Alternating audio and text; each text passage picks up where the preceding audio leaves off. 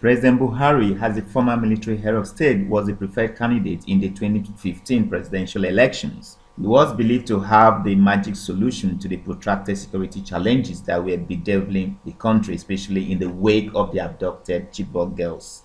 Unfortunately, the incumbent administration, if they want to be sincere with themselves, they have not performed up to what they presented they were going to do.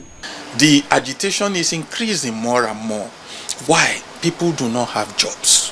Until a situation where the police's capacity to handle those internal security is enhanced and where we see a change, then unfortunately this approach where the military is being used will not help us. The incumbent president, Goodluck Jonathan, didn't stand a chance, as many believe the worsening security situation then was because he lacked the military experience to tackle the problems. Granted, security is indeed a global challenge, but the Nigerian situation is becoming even more perennial with the geometric rise in the security challenges to now include banditry, kidnapping, and some separatist movements that have now taken a violent dimension.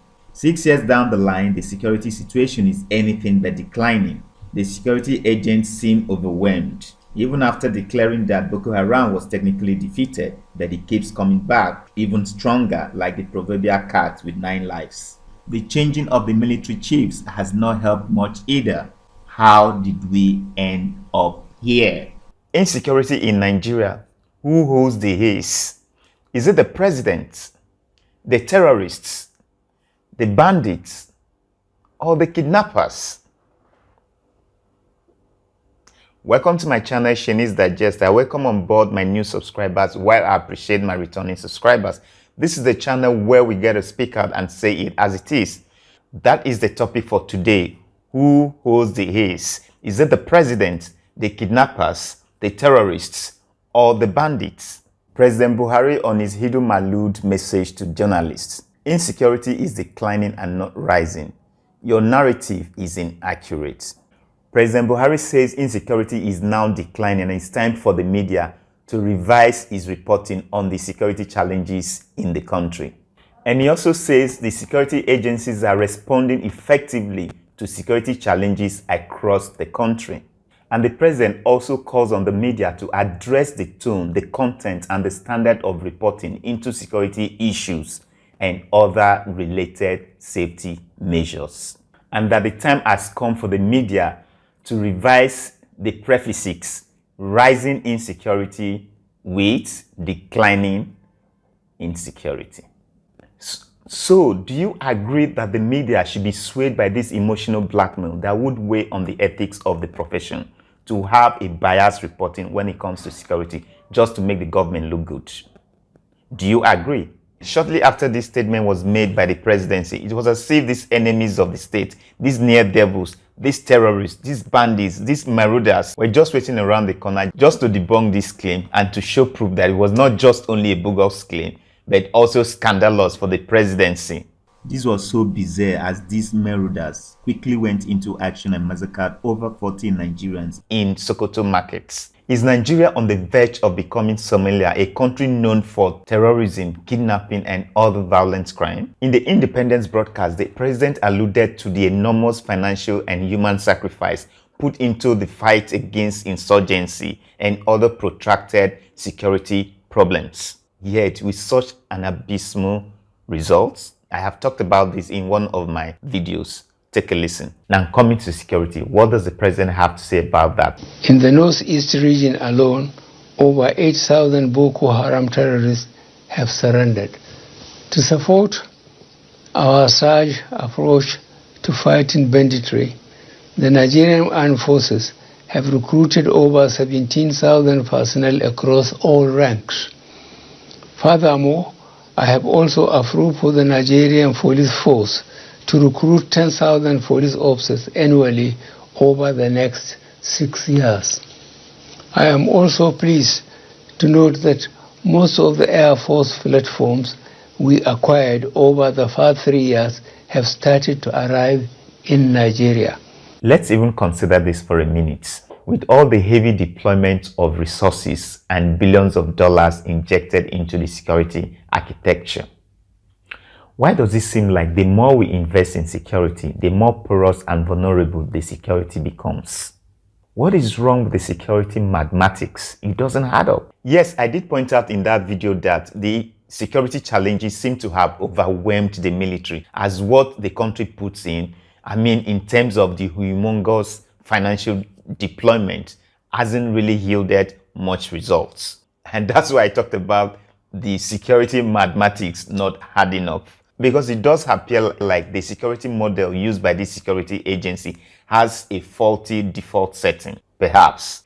Indeed, there is an urgent need for these security agencies to rejig the modus operandi of the security architecture. I'm sure most of us are tired of hearing this particular line that is sounding more like a broken record, a cliche, or a rhetoric, words indeed not matching actions. Now, there seems to be an ambivalent posture by this government regarding the mood that should have been won, say in solidarity with the people who are constantly being killed, kidnapped, maimed, deprived, and the very morbid fear that the citizens have had to live with, where they cannot step out of their houses, where they can't drive out, where they can't walk around without looking over their shoulders to see whether they are safe or not.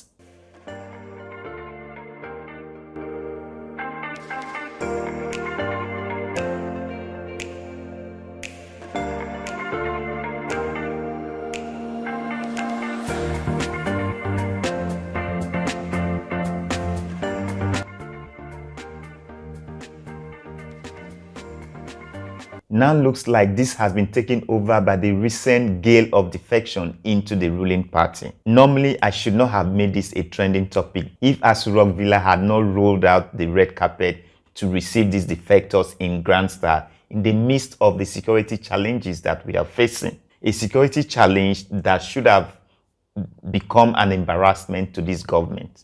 Now let's see some sound bites on this. My mind day for you. My heart beats for you.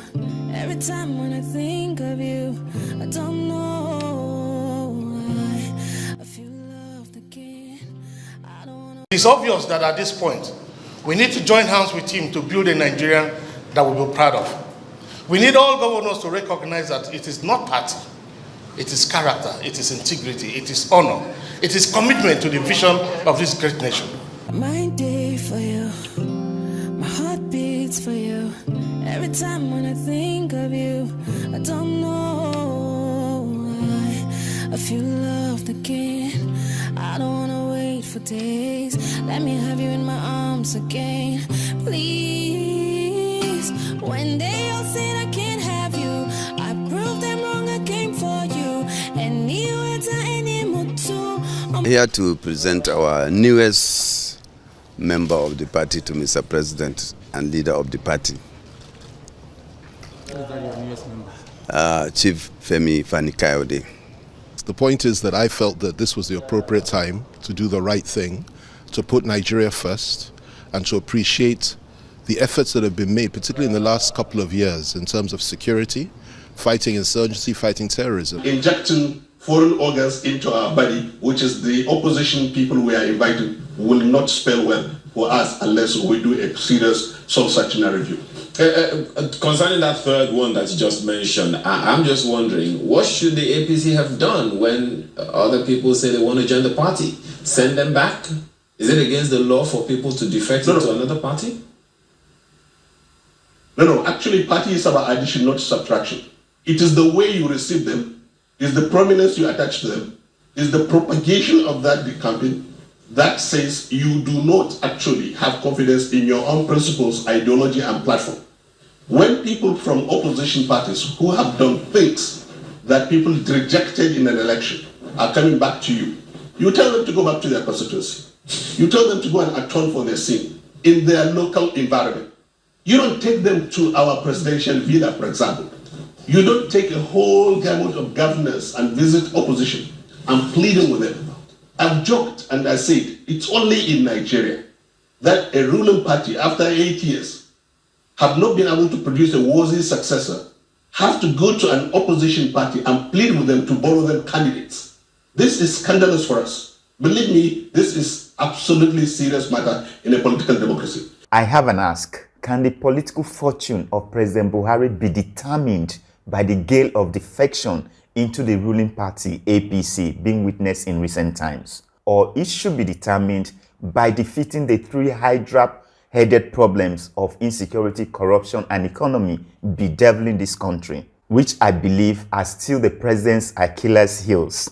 The Achilles heels on whose popularity he rode on and was given the mandate to be the president by the Nigerian people. So what changed?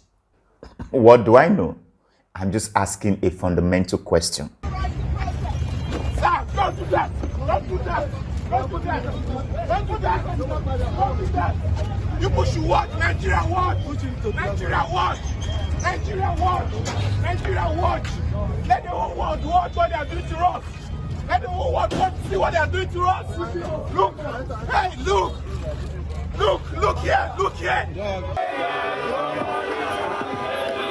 20th of October 2020, armed military men came here, shot down innocent Nigerians that were protesting against police brutality. Today is 1 year after. We are here to honor them, to remember them. That is why we're here. We have lawyers already on standby. We knew they'd do this. We were ready. And so people are going to get out. Unless they want to arrest all of us, there's nothing they can do. Now the answers. The first anniversary of the Lekki Tollgate protest was yesterday.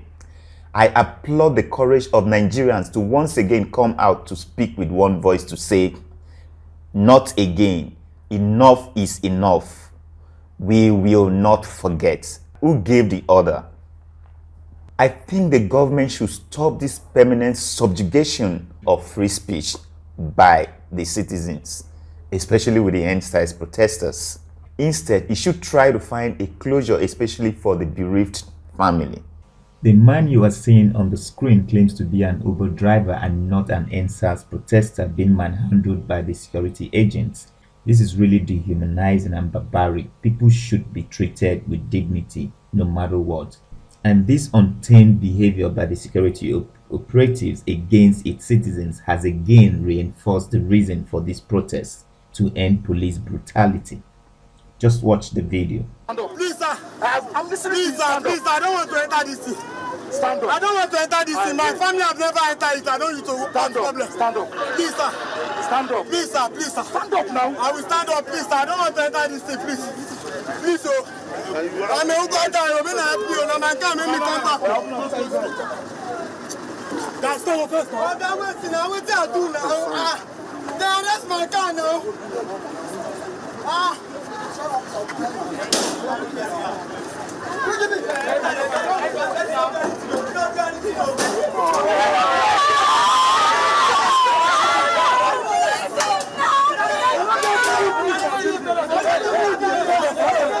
So this grandstanding posture by government that there's no evidence of massacre, no dead bodies, and as such there's absolutely no basis for the protest, is not going to be a panacea for the protesters, as the reasons for the protests are quite legitimate.